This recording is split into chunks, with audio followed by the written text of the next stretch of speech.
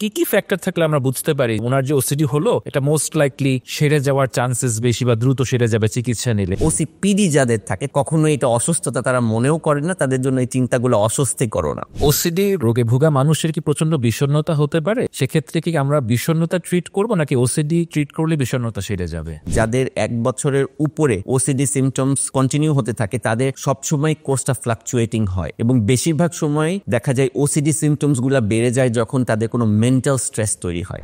OCD রোগটা নিয়ে আমাদের অনেকেরই প্রশ্ন থাকে, লাইক সূচিবাই, ওসিডি, ওসিপিডি, নানান ধরনের প্রশ্ন শোনা যায়।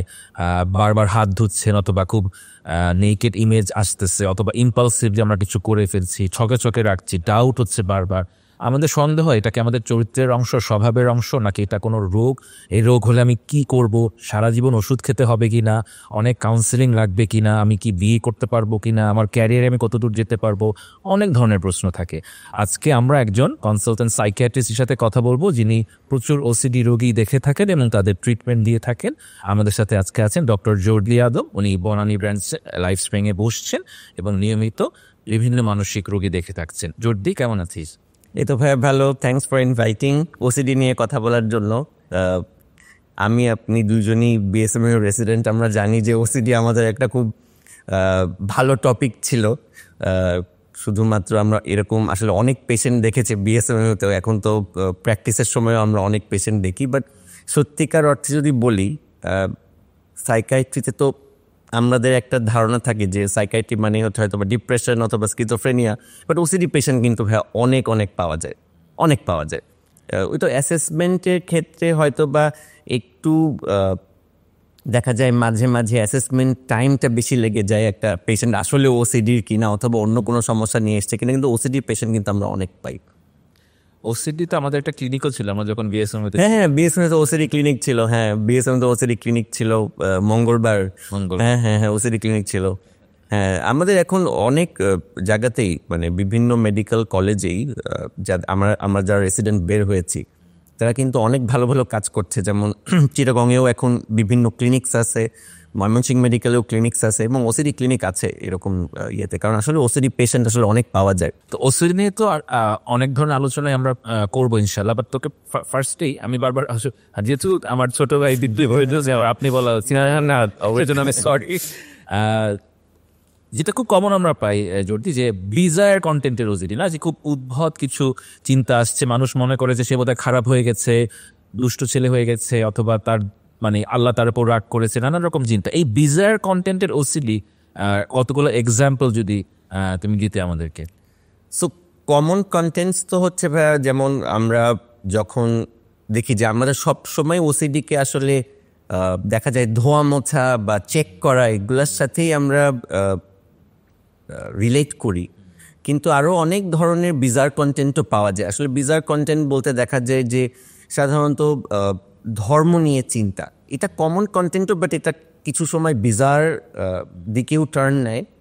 তারপর ইমেজেস দেখা যায়, সেক্সুয়াল ইমেজেস, যেটা ওসিডি মানেই তো আসলে পেশেন্টটা পছন্দ করবেন এবং তার জন্য অনেক সময়ই দেখা যায় যে জিনিসপত্র অনেক অদ্ভুত মনে হতে পারে। এবং অদ্ভুতের মধ্যে একটা হচ্ছে যে রিলিজিয়াস ব্যাপারটা, সেক্সুয়াল ব্যাপারটা, যেন আমি থামাতে পারছি না, এই চিন্তাগুলো আমি থামাতে পারছি না। আরেকটা হচ্ছে যে অবসেসিভ হার্ম, সবসময় মনে করতে থাকে যে না, আমি মনে হয় নিজের ক্ষতি করে ফেলতে পারি বা আমি অন্যের ক্ষতি করে ফেলতে পারি। আমি এরকম একটা পেশেন্ট কিছুদিন আগে দেখলাম, যেখানে পেশেন্টটা একটা স্টুডেন্ট, ভালোই ছিল, এসএসসি খুব ভালো রেজাল্ট করেছে, কিন্তু আস্তে আস্তে ও বুঝতে পারছে যে ওর এই ইন্ট্রুসিভ থট অফ নিজেকে হার্ম করার যে একটা চিন্তা, যেটা ও থামাতে পারছে না, সেটা এতটা ভয়ঙ্কর হলো যে এইচএসসিতে দেখা গেল সে আর লিখতে পারছে না বা তার অনেক কষ্ট হচ্ছে। এবং এই ব্যাপারটা কিন্তু ভয়ঙ্কর, এবং তার জন্য ভয়ঙ্কর, তার ফ্যামিলির জন্য ভয়ঙ্কর।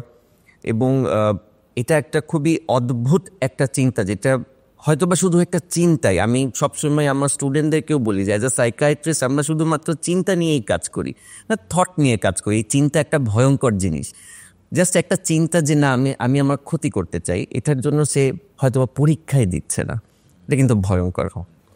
ওসিডির সাথে অনেকেই সূচিবাইকে আমি বলবো যে জড়িয়ে ফেলে, যে একটা মানুষ বাসায় সিম্পলি জাস্ট সবকিছু গুছিয়ে রাখছে, আলাদা করে সবকিছু, সবার পানির গ্লাস আলাদা।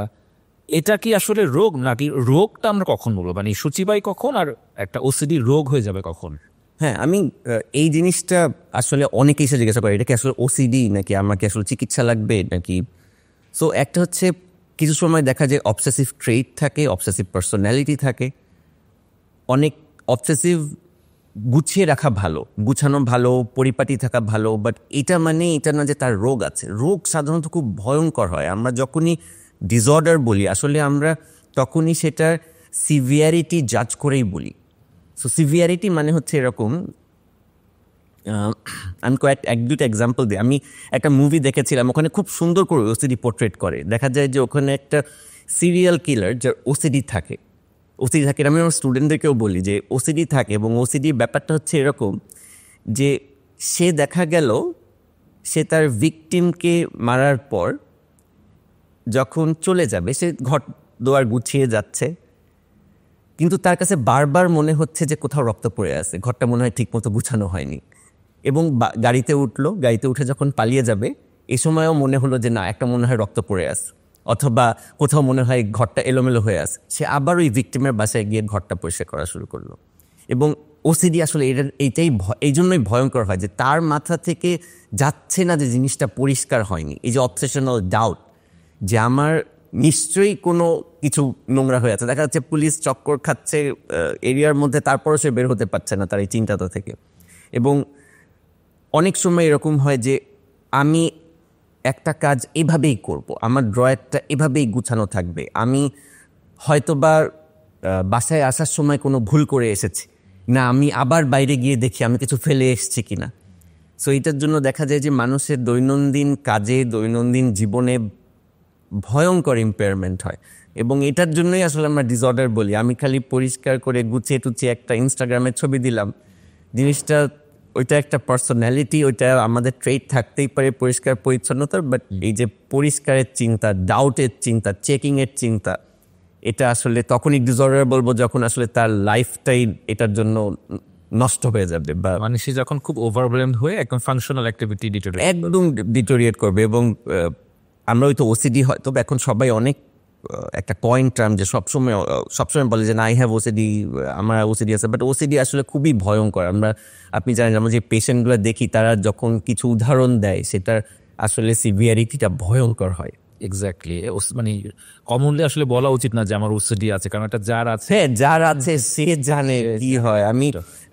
আমি একবার আমার একটা পেশেন্ট ছিল, সেই পেশেন্টটা হচ্ছে ওইটা ঢাকার বাইরে, কিন্তু সেই পেশেন্টটাকে তাকে তার বাড়িওয়ালা ইভিক্ট করে, মানে নোটিশ দিয়ে দেয় যে তুমি বাসা ছেড়ে দাও, কারণ সে বাসার ট্যাঙ্কির পানি শেষ করে দিত।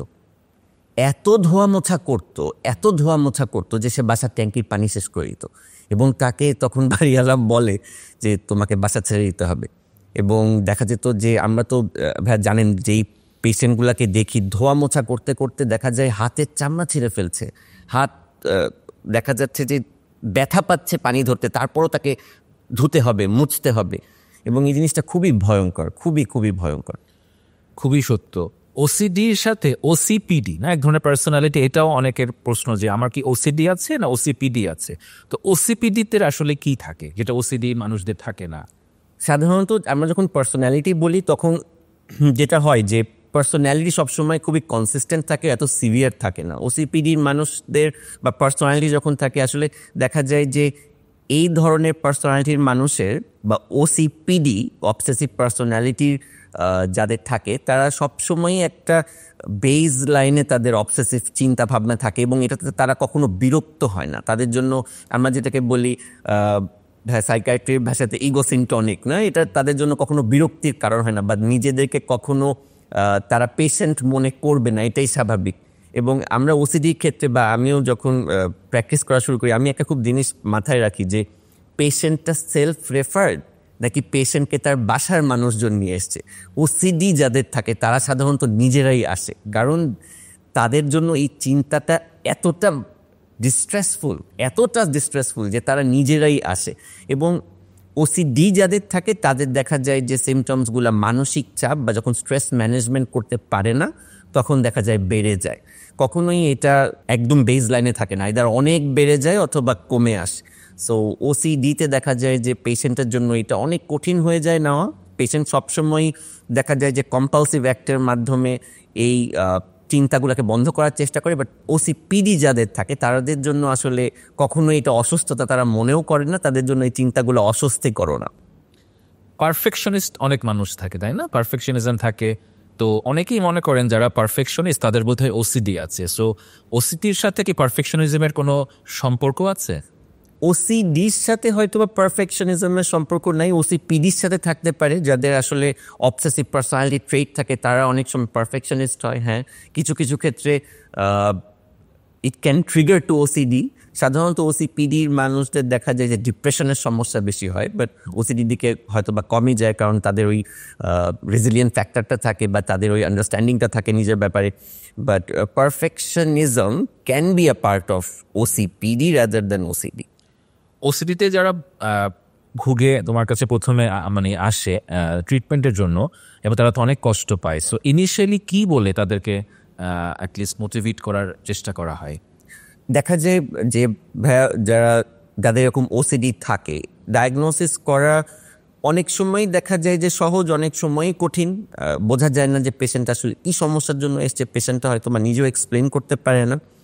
বাট আমি যদি ট্রিটমেন্টের ক্ষেত্রে বলি, আসলে ওসিডি কেন হয় সেটা আগে আমাদের আসলে একটা আন্ডারস্ট্যান্ডিং থাকতে হবে। সো ওসিডিতে দেখা যায় যে এটার কারণ সম্বন্ধে তেমন জানা যায়নি। কিছু ব্রেনের এরিয়াজ আছে যেগুলো আমাদের দেখা যায় সোশ্যাল বিহেভিয়ার, মোটিভেশন বা আমাদের কগনিটিভ কিছু কমপ্লেক্স কগনিটিভ বিহেভিয়ার নিয়ে আমাদের যেই ব্রেনের অংশগুলো, সেই অংশগুলোর কিছু ডিসফাংশনালিটি থাকতে পারে। কিন্তু এছাড়া আরেকটা থিওরি হচ্ছে যে ব্রেনের সেরোটোনিন কমে যায়। সো দেখা যায় এই জন্য আমরা সাধারণত এসএসআরআইস দিই, যেটা সেরোটোনিন ব্রেনের মধ্যে একটু বেশিক্ষণ রেখে দেয় বা সেরোটোনিন রিঅ্যাবজর্পশন হতে বা একটু সিনাপসিসের মধ্যে বেশিক্ষণ থাকে। সেই জন্য যত কিছু করা যায় এই জন্যই আমরা আসলে সেরোটোনিন রিঅ্যাপটেক ইনহিবিটার্সগুলাই দিই। কিন্তু এই মেডিসিনগুলা কিন্তু আসলে ভালো কাজ করে, আসলেও ভালো কাজ করে। আমরা যখন পেশেন্টকে অ্যাসিওর করি যে না, ওসিডিতে যেহেতু এরকম আমরা পেশেন্ট দেখি যাদের এসএসআরআই দিলে পেশেন্ট ভালো ইমপ্রুভ করে, এরকম যদি আমরা অ্যাসিওরেন্স দিয়ে তাদেরকে ওষুধপত্র দিতে পারি, তাহলে দেখা যায় পেশেন্টের কিন্তু ইমপ্রুভমেন্ট আসে। আমি সবসময়ই বলি যে ওষুধ তো যে কেউ দিতে পারে।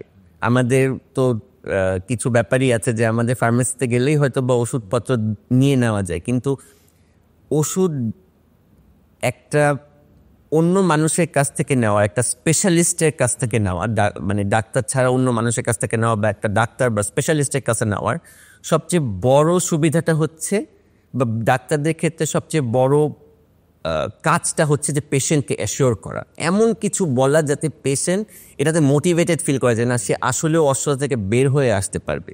সো হ্যাঁ, প্রথম ট্রিটমেন্টের প্রথম পার্টটা আসলে এসএসআরআইস।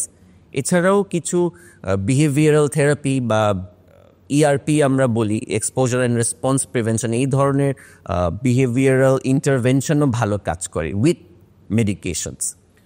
আমরা সিজোফ্রেনিয়া অনেক কমনলি দেখতে পাই, এবং সিজোফ্রেনিয়ার সাথে অনেক সময় ওসিডির একটা সম্পর্ক থাকে বা কিছু সিমটম থাকে। আমরা এই দুইটা রোগকে কিভাবে পার্থক্য করতে পারবো? স্কিজোফ্রেনিয়াতেও দেখা যায় যে প্রথম দিকে ওসিডির কিছু সিমটমস এসে যায়, যে একই কাজ বারবার করা, কিছু অদ্ভুত অদ্ভুত কম্পালসিভ বিহেভিয়ার করা, যেগুলো পরবর্তীতে হয়তো বা অ্যাবনর্মাল বিহেভিয়ার হিসেবে স্কিজোফ্রেনিয়ার দিকে যায়। কিন্তু ওসিডিতে সাধারণত পেশেন্ট সবসময়ই যেই চিন্তাগুলা করবে সেই চিন্তাগুলো তার নিজের থাকবে। এটা কখনোই দেখা যাবে এরকম যে স্কিজোফ্রেনিয়াতে যেমন হয় যে চিন্তাগুলো পেশেন্টরা বলে যে অন্য কেউ আমার মাথার মধ্যে দিচ্ছে বা আমি কানে শুনতে পাচ্ছি, ওসিডিতে এই চিন্তাগুলো সবসময় নিজের হবে, পেশেন্টস ওন থট, যেগুলো সে পেশেন্ট থামাতে পারছে না। এবং ওসিডিতে এই থটগুলো পেশেন্ট কখনো ব্লক করতে পারবে না। কম্পালসিভ বিহেভিয়ারের মাধ্যমে সে হয়তো বা অ্যাংজাইটি রিলিফ করতে পারবে, বাট ব্লক করতে পারবে না। কিন্তু স্কিজোফ্রেনিয়ার ক্ষেত্রে দেখা যাবে যে এই চিন্তাগুলা তার জন্য অস্বস্তিকর হবে না, সেই চিন্তাগুলার সাথে কাজ করে যাবে, তার অ্যাবনর্মাল বিহেভিয়ারগুলা সে করে যাবে। কিন্তু ওসিডিতে আসলে এই চিন্তাগুলো সবসময়ই, বা ওসিডি পেশেন্ট সবসময় আসলে ডক্টরের কাছে নিজেরাই আসবে এবং এই চিন্তাগুলো সবসময় তার অস্বস্তির কারণ হবে। সিজোফ্রেনিয়া কি ওসিডি সিমটম দিয়ে শুরু হতে পারে, যে ওসিডি সিমটম হচ্ছে পরবর্তীতে কি সিজোফ্রেনিয়া হলো, নাকি দুটো সম্পূর্ণ আলাদা? না, স্কিজোফ্রেনিয়া তো ওসিডি দিয়ে শুরু হতে পারে, এটা তো একটা প্রোডর্মাল সিমটম অফ স্কিজোফ্রেনিয়া হতে পারে in case of OCD. But তারপরেও সাধারণত পেশেন্টকে আমরা কখনো এভাবে বলি না যে না এটা অন্যদিকে যাবে। সবসময় অ্যাসিওর করতে হবে যে না, তুমি ওষুধ খেলে এটা কখনোই খারাপ দিকে যাবে না। কারণ দেখা যায় যে কিছু ক্ষেত্রে পেশেন্ট আসলে অনেক এই যে চিন্তা কেন থামাতে পারছি না, এটাকে এক ধরনের ইনস্যানিটি মনে করে, যে এটা আমার আউট অফ কন্ট্রোল, যে আমার একটা চিন্তা আসছে আমি থামাতে পারছি না। সো পেশেন্টকে আসলে অ্যাসিওর করা যে না, everything will be all right. So এটা একটা বড় ব্যাপার যেটা আমরা আসলে অ্যাজ প্রফেশনালস করে থাকি। রাইট।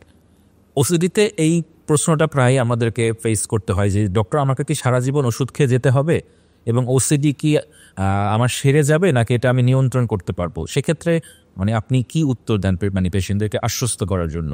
একটা হচ্ছে যে যাদের ওসিডি সিমটমস শুরু হয় একটা হয়তো বা যে কোনো একটা বয়স থেকে, দেখা যায় যে ওষুধ সবসময় খেতে হয় না, আমরা বলি যে ট্রায়াল ডিসকন্টিনিউয়েশন। সো ওসিডি পেশেন্টরা দেখা যায় যে প্রথম 1 বছরের মধ্যে, সিমটমস শুরু হওয়ার প্রথম 1 বছরের মধ্যে একটা বড় অংশ 60-70% দেখা যায় যে রিমিশনে চলে যায় বা ভালোর দিকে চলে যায়। কিছু পেশেন্ট একটু তো রেজিস্ট্যান্স ডেভেলপ করে due to factors, environmental factors, family factors, financial factors, stress management factors. But ওষুধের ক্ষেত্রে আমরা আসলে ওষুধ বন্ধ করতে পারি এমন না যে সব পেশেন্টকে অনেক দিন ধরে ওষুধ খেতে হবে। যখন দেখা যায় যে ওষুধ খেয়ে পেশেন্টের 8 সপ্তাহের বেশি সিমটম কমে থাকে বা পুরোপুরি রিমিশনে থাকে, তখন কিন্তু আমরা ট্রায়াল ডিসকন্টিনিউয়েশন করি যে না, তুমি এখন ওষুধটা আস্তে আস্তে বন্ধ করতে পারো। হয়তো বা সে কোনো ওষুধের 40 মিলিগ্রামস খাচ্ছিল, সেখান থেকে তুমি এখন 20 মিলিগ্রামস করো, তারপর একদিন পর পর খাও, 2 দিন পর পর খাও। If the symptoms doesn't come again, so আস্তে আস্তে বন্ধ করে দাও। সো আমরা যেটাকে বলি ট্যাপার করা, রাইট? বাট না, সবসময় সব পেশেন্টদেরকে আসলে খেতে হয় না ওষুধকে। প্রায় কিন্তু আমরা দেখি যে অবসেশনাল কিছু ইমেজ আছে, তাই না? মানে খুব তারা এসে বলে যে এক ধরনের ছবি তারা দেখে, তারা কোনোভাবে এটা আটকাতে পারে না। এরকম কিছু কেস কি আপনি দেখেছেন যে আমাদেরকে আপনি বলতে পারেন? সো ওসিডিতে সাধারণত obsessive thought and image and obsessive impulse, যে একটা হচ্ছে চিন্তা, সবসময় যারা পেশেন্টরা চিন্তাটাকেই ওসিডির সাথে বা অবসেসিভ চিন্তাকেই আসলে সবচেয়ে একটা ইম্পর্টেন্ট সিমটম মনে করে। বাট দেখা যায় যে অবসেসিভ ইমেজও আসে, যে না আমি ইমেজ দেখছি বারবার, যে আমি কোনো জায়গায় গিয়ে আমি পেশেন্ট অনেক সময় এসে বলে, আমি 1-2টা পেশেন্ট জানি এসে বলেছিল এভাবে যে আমি ইমেজ দেখছি যে আমার পরিবারের কেউ অ্যাক্সিডেন্ট করছে এবং আমি এই ইমেজটা বন্ধ করতে পারছি না। এটাও কিন্তু একটা অবসেশনাল ইমেজ, যে না এটা এমন না যে এটা আমি বলবো ভিজুয়াল হ্যালুসিনেশন, কখনো সাইকিয়াট্রিক ভাষায় এটাকে ভিজুয়াল হ্যালুসিনেশন বলা হয় না, এটাকে বলা হয় অবসেশনাল ইমেজ। যে না আমি একটা চিন্তা আসছে, খুব বাজে একটা চিন্তা, যেমন এরকম বললাম যে ফ্যামিলি মেম্বার অ্যাক্সিডেন্ট করছে বা আমি কোথাও গিয়ে বিপদে পড়ছে, আমার এই ধরনের ইমেজ বারবার আসছে, আমি দেখছি যে there is a car accident or there is a fire, but আমি এই ধরনের ইমেজ বন্ধ করছি না, সেটাও কিন্তু ওসিডি পার্ট। আবার ইম্পালসটা হচ্ছে এরকম যে না আমি মনে হয় সবসময় কারো ক্ষতি করে ফেলবো, অবসেশনাল ইম্পালস, যে না আমি মনে হয় নিজের ক্ষতি করে ফেলবো, আমি মনে হয় এই কলম দিয়ে কাউকে ইয়ে করবো, আমি হয়তো বা ছুরি দিয়ে কাউকে ইয়ে করবো, এটা এক ধরনের ইম্পালস। এই ইম্পালসটাও আসলে ওসিডির মধ্যেই পড়ে। এই ধরনের ইমেজ বা ইম্পালস নিয়ে যখন পেশেন্টরা আসে, তখন আসলে ডায়াগনোসিস করা একটু কঠিন হয়ে যায় যে না whether it is for OCD or any other cause. অনেক ওসিডি পেশেন্ট জানতে চায় যে ডক্টর আমার এখন 18 বছর বা 24 বছরে ওসিডি হয়েছে, 6 মাস হলো বা 2 বছর হলো, এটা কতদিন থাকবে? আমি তো ট্রিটমেন্ট নিব আপনাদের কাছ থেকে, তো আমার কি ওসিডি সেরে যাবে কি সেরে যাবে না? সো আমরা যেটাকে প্রগনোসিস বলি, তাই না? যে কি কি ফ্যাক্টর থাকলে আমরা বুঝতে পারি যে ওনার যে ওসিডি হলো এটা মোস্ট লাইকলি সেরে যাওয়ার চান্সেস বেশি বা দ্রুত সেরে যাবে চিকিৎসা নিলে, এবং কি কি ফ্যাক্টর থাকলে আমরা একটু কশাস হই বা তাকে বলে দিই যে না আপনার লাইক ওই স্টেজ 4 ক্যান্সারের মতো, যে আপনাকে খুব স্ট্রিক্টলি ট্রিটমেন্ট ফলো করতে হবে? সো আমরা যদি বলি যে প্রত্যেকটা অসুস্থতারই এই যে আরেকটা, এই যে অ্যাজ প্রফেশনালস আমাদেরকে আসলে এই জিনিসটা প্রথমেই এস্টিমেট করে নিতে হয় যে না আমি আসলে পেশেন্টটাকে যে মেডিসিনটা দিচ্ছি, আমাকে পেশেন্টকে এইটাও আশ্বস্ত করে দিতে হবে যে আসলে অসুস্থতা কতটুকু ভালো হতে পারে, কতদিন ওষুধ নিতে হতে পারে। দেখা যায় যাদের অনেক ভালো সোশ্যাল সাপোর্ট বা ফ্যামিলি সাপোর্ট থাকে, বাট যাদের কমপ্লায়েন্স ভালো থাকে, সুস্থতার প্রতি তাদের যাদের অনেক ভালো মোটিভেশন থাকে, দেখা যায় তাদের ক্ষেত্রে প্রগনোসিস ভালো হয়। দেখা যায় যেটা বললাম যে 1 বছরের আগেই বা আরও অল্প সময়ে দেখা যায় তাদের ওষুধ বন্ধ করে দেওয়া যায়, তাদের ট্রিটমেন্ট খুব ভালো মতো তারা নিতে পারে। কিন্তু অনেক সময়ই দেখা যায় যে পেশেন্ট এসে বলে যে আমার তো অনেক দিন ধরে ওসিডি, ভালো তো হচ্ছে না। এটা কয়েকটা কারণের মধ্যে আছে যে যদি অল্প বয়সে ওসিডি শুরু হয়, কোনো স্ট্রেসফুল ইভেন্ট ছাড়া ওসিডি শুরু হয়, প্রোগ্রেশনটা খুব ধীরে ধীরে হয়, যাদের ভালো ফ্যামিলি সাপোর্ট থাকে না, যাদের ভালো ফাইন্যান্সিয়াল সাপোর্ট থাকে না, মোটিভেশন থাকে না চিকিৎসার প্রতি, এবং দেখা যাচ্ছে যাদের কোমরবিড না, যে এটার সাথে ডিপ্রেশন রিলেটেড, এটার সাথে অ্যাংজাইটি রিলেটেড, এটার সাথে অন্য কোনো রোগ রিলেটেড, ক্রনিক কোনো ইলনেস রিলেটেড, তাদের ক্ষেত্রে দেখা যায় যে ট্রিটমেন্ট অনেক দিন কন্টিনিউ হতে পারে। এবং অনেক ক্ষেত্রেই যে যাদের 1 বছরের উপরে ওসিডি সিমটমস কন্টিনিউ হতে থাকে, তাদের সবসময় কোর্সটা ফ্লাকচুয়েটিং হয়, এবং বেশিরভাগ সময় দেখা যায় ওসিডি সিমটমসগুলো বেড়ে যায় যখন তাদের কোনো মেন্টাল স্ট্রেস তৈরি হয়, পরীক্ষার আগে, ঠিক না, কোনো কনফ্লিক্টের পর, কারোর সঙ্গে ঝগড়া হলো বা কারোর সাথে কোনো মনোমালিন্য হলো, অফিসে কিছু হলো, বাসায় কিছু হলো, তারপর দেখা যায় তার ওসিডি সিমটমস বাড়তে থাকে। সো হ্যাঁ, এরকম ক্ষেত্রে যাদের একটু বেশি সময় ধরে চলে যায়, তাদের ক্ষেত্রে থ্রু আউট দ্য লাইফ কিছু কিছু ওসিডি সিমটমস থেকে যায়। বাট ওই তো যদি ভালো মেন্টাল অ্যাওয়ারনেস থাকে, তাদের সাথে তাদের ডক্টরের সাথে গুড র্যাপো থাকে, অসুস্থতা সম্বন্ধে যদি ভালো একটা রিয়েলাইজেশন থাকে যে না, এটা একটা অসুস্থতা, আমার স্ট্রেস হলে এটা হবে এবং ওই সময় হয়তো আমাকে ডাক্তার কাছে যেতে হবে, then they will also have a good prognosis. OCD কি বংশগত? আমার বাবা মার ওসিডি থাকলে আমার ওসিডি হওয়ার সম্ভাবনা কি বেড়ে যায়? এটা একটা কোয়েশ্চেন আপনার কাছে। আরেকটা হলো, আমি একজন ওসিডির পেশেন্ট, আমি বিয়ে করেছি, আমি সন্তান নেওয়ার চিন্তা করছি, সো আমার ওসিডি থাকলে আমার সন্তানের মাঝে ওসিডি আসবে কিনা, এই দুটো প্রশ্ন আপনি কিভাবে আপনার পেশেন্টদেরকে আপনি গাইড করে? আচ্ছা, বেশিরভাগ সময় এটা তো ভাইয়া আপনিও জানেন যে আমরা ওসিডি পেশেন্ট আসলেই জিজ্ঞাসা করি যে আপনার বাসার কারো এরকম সমস্যা ছিল কিনা বা ফ্যামিলি হিস্ট্রি আছে কিনা। দেখা যায় যে বাবা মা, দাদা দাদি, নানা নানি, ব্লাড লাইনে এরকম কারো না কারো অবসেসিভ ইস্যু থাকলে বা ওসিডি থাকলে অফস্প্রিংয়ে বা যে অন্য জেনারেশনে এটা ফোল্ড আমরা বলি যে না, 4 গুণ বেশি থাকতে পারে অন্যদের চেয়ে। হ্যাঁ, সো এটা একটা বড় কজ, যেটার একটা ভালো জেনেটিক প্রিডিসপোজিশন আছে।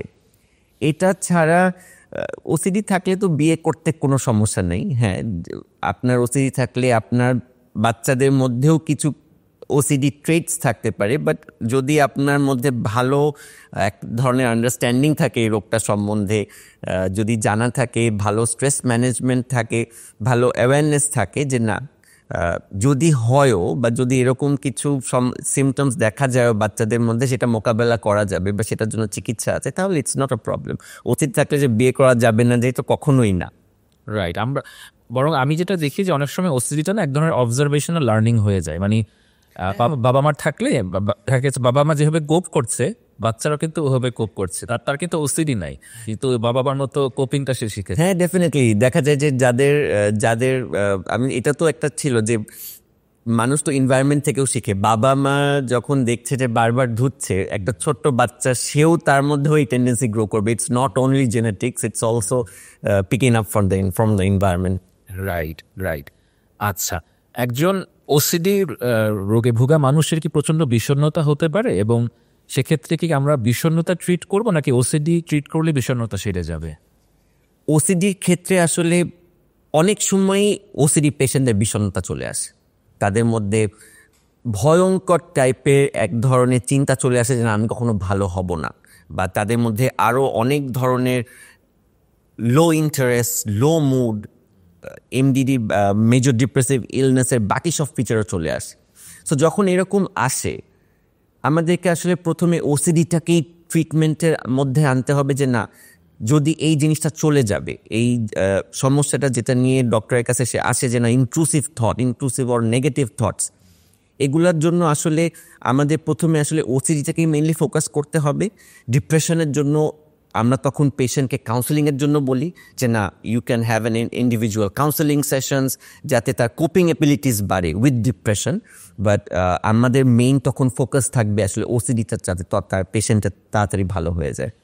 ওসিডিতে আপনি বলছিলেন যে সিবিটি ইআরপি খুব ভালো কাজ করে। আমি এরকম দেখেছি অনেক সময় ওসিডি থাকলে মানুষ ওষুধ খেতে চায় না, সেক্ষেত্রে আমরা কি তাদেরকে বলবো যে আপনি একটু সিবিটি নিয়ে দেখতে পারেন? এটা একটা প্রবলেম। আর একটা প্রবলেম হলো সকল সাইকোলজিস্ট কিন্তু ওসিডিতে ট্রেন্ড না। ওসিডির কাউন্সিলিংটা তো একটু ডিফারেন্ট।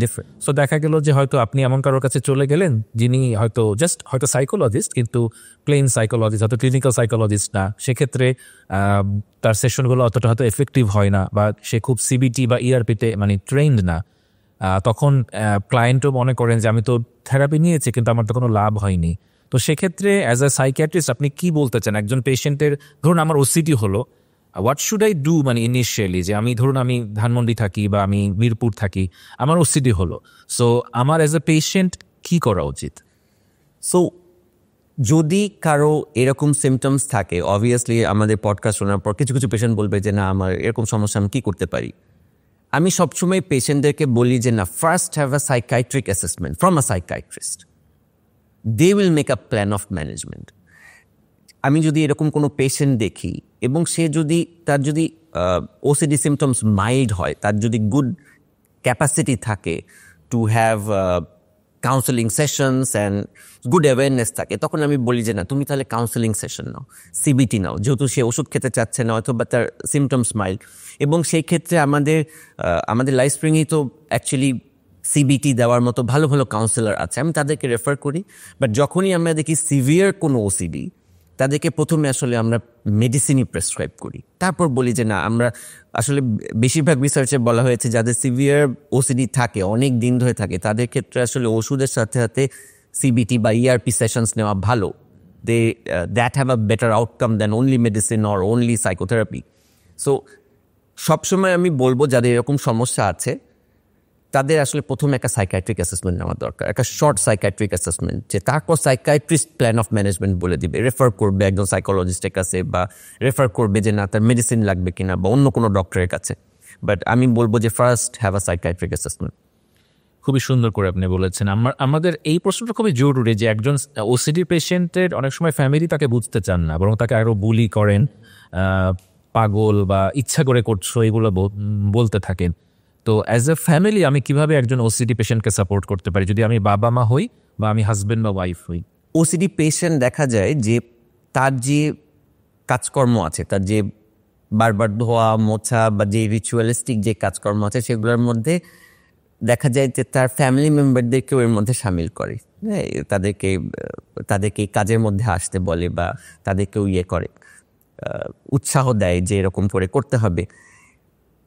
এরকম ক্ষেত্রে আসলে একটা ফ্যামিলি মেম্বার হিসেবে আসলেও একটা মানুষের জন্য তার বাসার কারো এই ধরনের সমস্যা হচ্ছে, এটা দেখাটা আসলেও কঠিন। এবং এরকম ক্ষেত্রে আমি ফ্যামিলি মেম্বারদেরকে আসলে যেটা বলা হয় যে না, তাকে সবসময়ই বলতে হবে যে তাকে এই কাজে উৎসাহ দেওয়া যাবে না, তাকে সবসময় বলতে হবে যে না, ইউ নিড হেল্প। তাকে কখনোই বলা যাবে না যে তুমি অসুস্থ, বা আমরা তো আসলে সবাইকেই পাগল বলে ফেলি যে তার যে কোনো অ্যাবনর্মাল বিহেভিয়ার দেখলেই। বাট তাকে কখনোই বলা যাবে না যে সে অসুস্থ, তার কাজে কখনো তাকে এই ধরনের কাজে তাকে কখনো রিইনফোর্স করা যাবে না, এবং তাকে বুলিও করা যাবে না। আমরা বলতে পারি যে না, তাকে রিঅ্যাসুরেন্স দেওয়া, পেশেন্টকে রিঅ্যাসুরেন্স দেওয়া যে না, এই অসুস্থতাটা ঠিক হয়ে যাওয়ার মতো চিকিৎসাযোগ্য, এই চিন্তাগুলা বা এই অসুবিধাগুলা থামায় রাখা যায়, তাকে এই রিঅ্যাসুরেন্সটা দেওয়া, এবং তাকে কখনোই তার এই ধরনের রিচুয়ালিস্টিক কাজ এসে যে বারবার করে চেকিং বিহেভিয়ার, অর্ডারলিনেস, তাকে কখনোই এটাতে উৎসাহ না দেওয়া।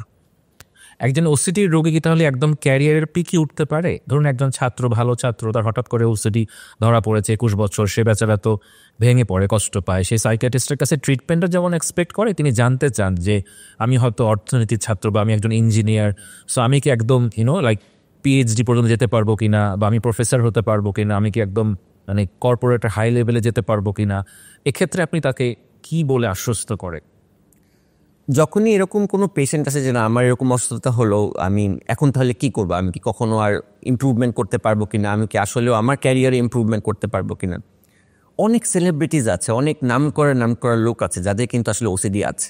আপনি যে জানেন যে অনেক ভালো ভালো জ্ঞানীগুণী ব্যক্তি ছিল যাদের ওসিডি ছিল। সো অবশ্যই পিকে উঠা যায় with good treatment, good social support. এটা কখনোই না যে আমার ওসিডি থাকলেই আমার সব কিছু শেষ।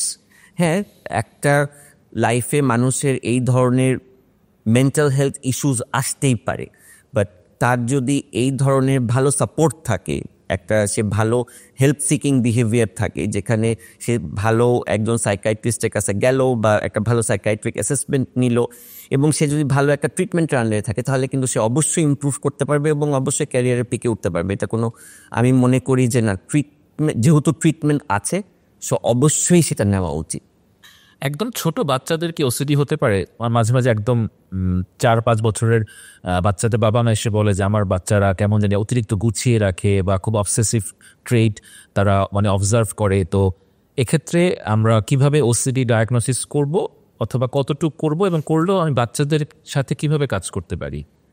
বাচ্চাদের ক্ষেত্রেও কিন্তু অনেক বাচ্চা, আমি আসলে অনেক ছোট বাচ্চা পাইনি, হয়তো আমি 8-9 বছরের বাচ্চা পেয়েছি যাদের এরকম রিপিটেটিভ ক্লিনিং টেন্ডেন্সিজ আছে বা এই যে গুছিয়ে রাখার ব্যাপার আছে।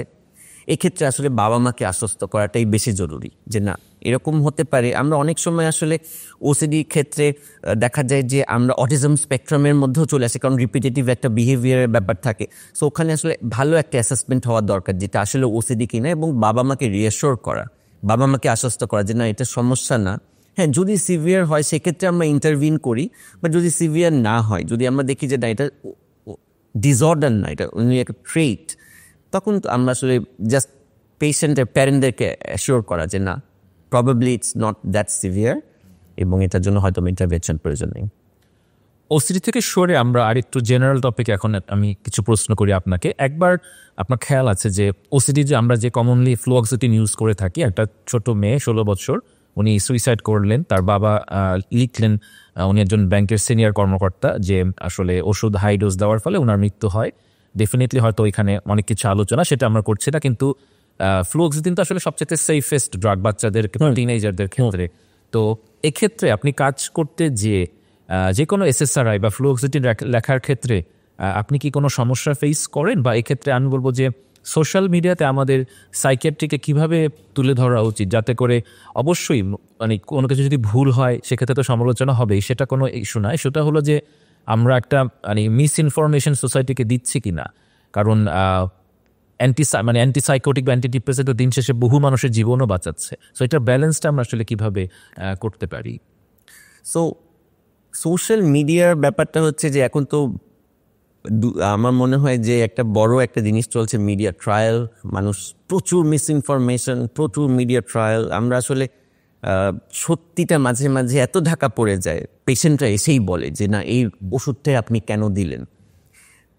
আমরা তো অ্যাজ ক্লিনিশিয়ানস, অ্যাজ প্র্যাকটিশনার্স আমরা জানি এটাই সবচেয়ে সেফ, ইটস রিসার্চ প্রুভেন।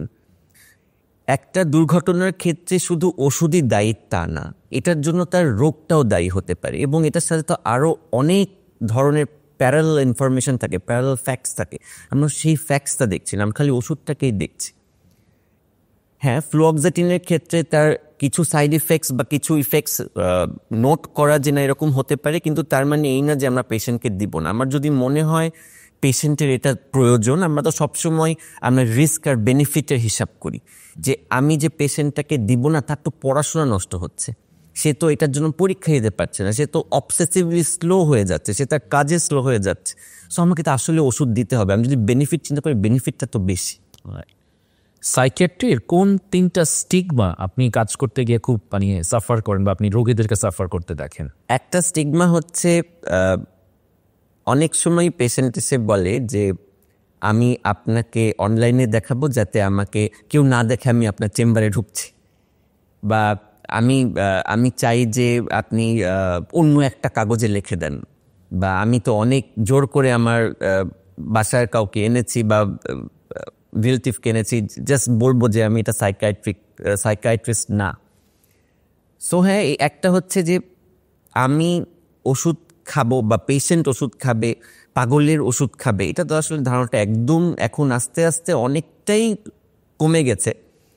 কিন্তু তারপরও আছে, স্বাভাবিক থাকবে। একটা হচ্ছে যে না, আমি সাইকিয়াট্রিস্টই দেখাবো না, আমি পাগলের ওষুধ খাবো না, আমি পাগল হয়ে যাইনি। কিন্তু অনেক সময়ই দেখা যায় যে পেশেন্টরা এসে এটার ভালো ফিডব্যাকও দেয় যে না, এটা তো পেশেন্টরাই পেশেন্টকে মোটিভেট করে যে না, এই ডাক্তারই তো আমাকে আমার আমার ইমপ্রুভমেন্ট করেছে। তো একটা হচ্ছে যে না, আমি পাগলের ডাক্তারের কাছে যাব না। দুই যদি বলি, একটা হচ্ছে যে ওষুধ নিয়ে অনেক সমস্যা হয়, যে বোঝানো যে না, আমি যেটা দিচ্ছি, আমি কখনোই আমি নিজেও জানি, আপনিও জানেন যে দের ইজ আ থিং যে না, ডাক্তাররা তো অনেক বেশি ওষুধ লিখে ফেলে, ওষুধ দিলে তো আমি ঘুমাই বেশি, বা আমি হচ্ছে দেখা যায় যে আমি কাজ করতে পারছি না। তো আমি সবসময় পেশেন্টকে বলে দিই, আমি তোমাকে এমন কখনোই কিছু দিব না যেটা তোমার ক্ষতি করে, বা তোমার একটা ইয়ারও লস করে, বা একটা দিনেরও ক্ষতি করে। তোমার যদি ঘুমের প্রয়োজন হয় আমি সেটাই করব, কিন্তু একটা ম্যানারে যেটা এসে বলতেই পারো যে না, আমার ঘুম হয় নাই বা আমার ঘুম বেশি হচ্ছে। সো ডোজ তো পেশেন্ট সবসময় এক্সপেক্ট করে যে ফার্স্ট সেশনেই তাকে একদম ঠিকঠাক করে দেওয়া যাবে, এটা রাইট না। একটা পেশেন্টের জন্য কি পরিমাণ ডোজ লাগবে, তার ডিউরেশন কত হবে, এটা তো আসলে একটু কয়েকদিন পর বোঝা যায়। সো হ্যাঁ, আমি সবসময় পেশেন্টের কাছে এই সময়টা নিয়ে নিই যে না, আমি প্রথম দেখাতেই হয়তো বা সব কিছু ঠিকঠাক করে ফেলতে পারবো না, ডোজটা ঠিক করতে পারবো না, হয়তো বা আমাকে আরেকটু সময় দিতে হবে। সো এই অ্যাসিউরেন্সটা দিই। বাট হ্যাঁ, এইটা একটা স্টিগমা যে ওষুধ খেলে আমার বেশি ঘুম আসবে, আমার কাজ করতে পারবো না। আর 3 নম্বর স্টিগমা যদি বলি, সেটা হচ্ছে যে অ্যাজ ডক্টরসও আমি মনে করি যে ডক্টরদের মধ্যেও একটা স্টিগমা কাজ করে যে না, সাইকিয়াট্রিস্ট কি এমন ওষুধ দিবে।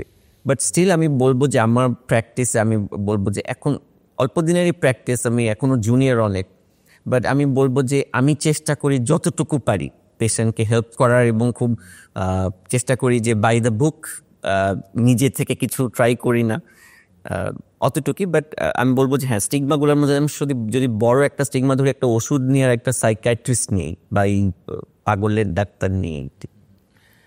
ওসিডি রোগীদেরকে আপনি যদি খুব ছোট করে বলতে চান যে লাইক কোনো একটা আশার কথা বা একটা, মানে আমি মোটিভেশন বলবো না, মানে এটা একটা ফ্যাক্ট যেটা তাদেরকে আশ্বস্ত করতে পারে যদিও তাদের ওসিডি আছে। একটা ফ্যাক্ট হচ্ছে যে আমাদের ক্লিনিক্যাল এক্সপিরিয়েন্সে, আপনিও জানেন, আমাদের ক্লিনিক্যাল এক্সপিরিয়েন্সে আমরা আসলে অনেক ওসিডি পেশেন্ট আমরা দেখি সুস্থ হয়ে আসে এবং অনেক অল্প সময়ে ভালো হয়ে আসে। আমি এমনও পেশেন্ট দেখেছি যে খুবই সিভিয়ার ওসিডি, খুবই সিভিয়ার ওসিডি, যে গরম পানি দিয়ে বারবার হাত ধুচ্ছে বা একই কাজ বারবার করছে, এমন হচ্ছে যে সে তার বাচ্চাদেরই খেয়াল রাখতে পারছে না। এরকমও পেশেন্ট দেখেছি যে ওষুধ দেওয়ার পর বা একটু, আমি সবসময় চেষ্টা করি যে পেশেন্টদেরকে একটু বেশি সময় ধরে দেখা। সো দেখা যায় যে ওই অল্প সময় দেখা, অল্প সময় একটা ছোট্ট কাউন্সেলিং সেশন, একটা অল্প কিছু ওষুধ দিয়ে কিন্তু এরকম পেশেন্ট যে গরম পানি দিয়ে বারবার হাত ধোয়, যে নিজের বাচ্চাদেরই খেয়াল রাখতে পারে না, সেই কিন্তু 2 সপ্তাহের মধ্যে তার সিমটমস অনেক কমে গেছে। সো আমি যদি আশা করতে পারি, আশার কথা বলি পেশেন্টদেরকে, আমি বলবো যে না, আমরা আসলে এরকম অনেক পেশেন্ট দেখি যারা খুব অল্প সময়ে তার সিমটমসগুলো অনেক কমে যায়, অন্তত অ্যাংজাইটি রিলিভ হয়, যে অস্থিরতা কমে যায়। তো ডক্টর জর্দি, আপনাকে অনেক ধন্যবাদ। আজকে আমরা একটা খুব ইম্পর্টেন্ট টপিক নিয়ে কথা বললাম। হোপফুলি ফিউচারে হয়তো আরেকটা ডিজিজ নামে ইনশাল্লাহ কথা বলবো। ও থ্যাংক ইউ ভাইয়া, থ্যাংক ইউ, ভালো থাকেন।